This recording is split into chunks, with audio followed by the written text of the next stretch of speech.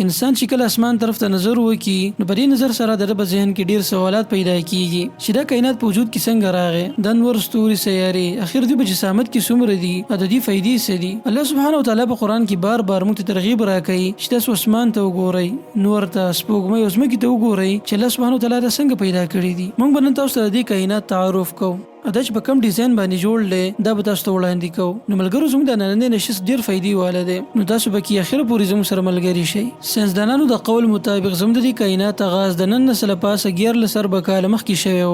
زموږ د دې کائنات آغاز د یوې دماکې نه شوی و کوم چې بیگ بینګ ویل کېږي. په دې دماکې سره زموږ په دې کائنات کې فراخوالی شروع شو او دا فراخوالی اوسه پورې مسلسل جاری دی. لیکن دې ځای کې د خبره یاد ساتئ چې دغه دماکه دنیوي دماکې په شان نه وه، د کومې چې غټ اواز وي او ډېره تباهي دې جوړیږي، بلکې دغه دماکه د فراخوالي په صورت کې و. یعنی سپوږمۍ، ستوري او سیارې دا ټول هر څه په یو نقطه کې رابندو. به یو وخت داسې راغی چې د دې نقطې نه ډېرې حصې جدا شوې او دا حصې د یو بل نه ورو لرې کېدې تر دې چې اوسه پورې دا عمل جاري دی. د بیگ بینګ په نتیجه کې وخت، خلا، رڼا او د دې په شان نور مخلوقات په وجود کې راغلي دي. وخت د بیگ بینګ نه بعد په وجود کې راغلی دی. وخت یو مخلوق دی چې الله سبحانه وتعالی پیدا کړی دی. د وخت په راز باندې د ځان په کولو لپاره ساینسدانان لګیا دي، د ډېر زمانې نه کوشش کوي، لیکن وخت وایي څه ته. ساینس د وخت تعریف داسې کوي چې د دوه واقعیاتو په منځ کې چې کومه دورانیه وي دې ته وخت ویلی کېږي. خلاصه دا ملګرو چې وخت یو مخلوق دی او د کائنات په جوړېدلو سره دا په وجود کې راغلی دی. که کائنات فراخوالي ته وګورو دا ډېر زیات فراخه دی، دومره فراخه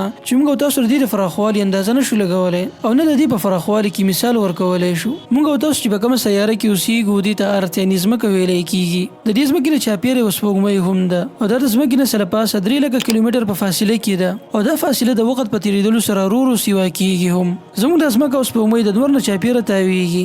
نور زموږ د نظام شمسي یو غټ جسم دی، مګر دا په کائنات کې موجود غټه سیاره نه ده. تاسو اندازه ولګوئ چې زموږ په نظام شمسي کې 98% کمیت موجود دی او باقي 2% کمیت نه زموږ ځمکه او نورې 2 سیارې جوړې شوې دي. نو تاسو اندازه ولګوئ چې کومه ځمکه موږ ته ډېره غټه او فراخه ښکاري، د نور په مقابله کې به د دې څه حیثیت وي.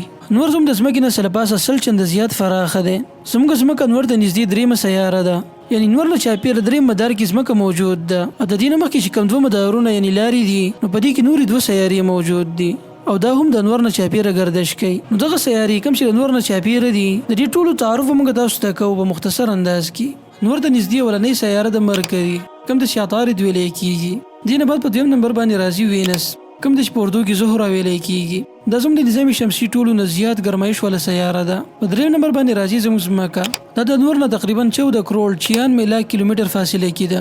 په دې کې کیشه کې ډېرې سیارې موجود دي، لیکن په دې ټولو کې ځمکه صرف واحد سیاره ده په کوم باندې ژوند ممکن دی.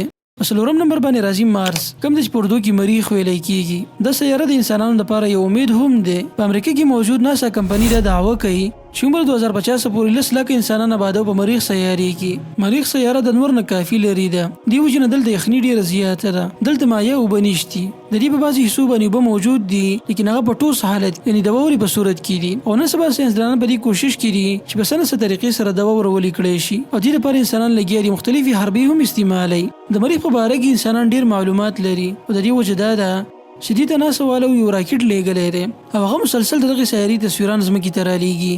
په 5 نمبر باندې راځي زموږ د نظام شمسي د ټولو نه غټه سیاره جوپیټر کوم چې د مشتري په نوم سره یادېږي. دا د نور نه بعد د نظام شمسي غټ جسم دی. دا سیاره مکمل د ګیس نه جوړه شوې ده او نن سبا چې په ځمکه څومره هم د مخلوقاتو لپاره ژوند ممکن دی نو د هغې لپاره دا سیاره یو غټ سبب دی.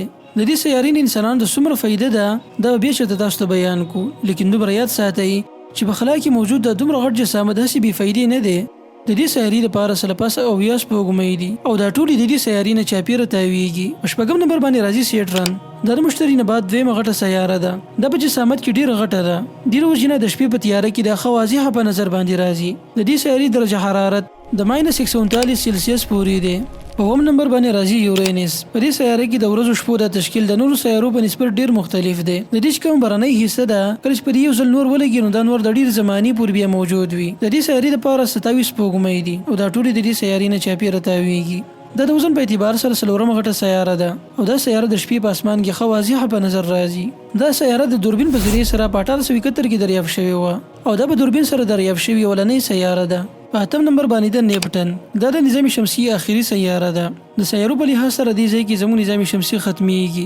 د دې سیارې درجه حرارت -200 سلسیس پورې دی او دا سیاره په 1846 کې دریافت شوې وه. د دې سیارې رفتار لږ سست دی. دې وجې نه کله چې په ځمکه کې 165 کاله پوره شي نو نیپټن سیاره کې 1 کال سرته ورسي، یعنی د ځمکې 165 کاله او د دې سیارې 1 کال دا دواړه بل سره برابر دي. ملګرو کله چې ډیر ستوري او سیارې راجمع شي نو دې نه ګلیکسي جوړیږي. موږ تاسو چې کوم کهکشان کې اوسېږو دې ته ملکی وی ګلیکسي ویل کېږي. زموږ په دې ګلیکسي کې موجود ټولې سیارې د یو غټ بلیک هول نه چاپیره تاویږي. بلیک هول څه ته ویل کېږي او د دې حقیقت څه دی دا به تاسو ته بیان کوو په بل ویډیو کې. کائنات د انسانانو په نسبت عبارت دی د یو محدود څیز نه. د ډیرو صدونو د انسان چې کله اسمان طرف ته ګوري نو د انور سپوږمۍ بېشمار ستوري او پراخه سیارې دې ډیر په حیرت کې اچي.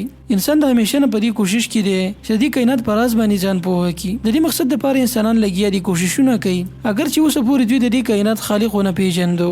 دا خلک چې ته کله د دې کائنات رازونه بیان کړي نو ته به حیران کړي، خو چې ته کله دونه دا تاسو وکړي چې آیا د دې کائنات لپاره خالق شته دوی به تاسو وایي چې نه د دې کائنات خالق نشته، بلکې د هر ساسي اتفاقا په وجود کې راغلي دي. دې ځکه به تعالی ډیر افسوس راشي. دا شرم د دې خلکو نه تاسو کو چې دا دومره غټ کائنات څنګه د ځان په وجود کې راغی. دغه انسان کم چې خپل لاسونه لري، خيسته مخ او سترګې لري، د هر څه څنګه په وجود کې راغلل. داسې انسان چې هغه عقل او فهم لري داسې انسان څنګه د ځان نه په وجود کې راغی. د یو غټ پروسس دی ملګرو. د دې په شابه یو غټ خالق خامخا موجود دی چې هغه دی خالق دی او دای پیدا کړی دی او بهشکه هغه الله سبحانه وتعالی نه علاوه بل څوک هم نشي کېدلی. د دې دومره نه خلیدلو باوجود د الله د وجود نه انکار کول د یو حماقت او قمغلتوب دی. الله سبحانه وتعالی دې موږ تاسو ردي حماقت نه وساتي.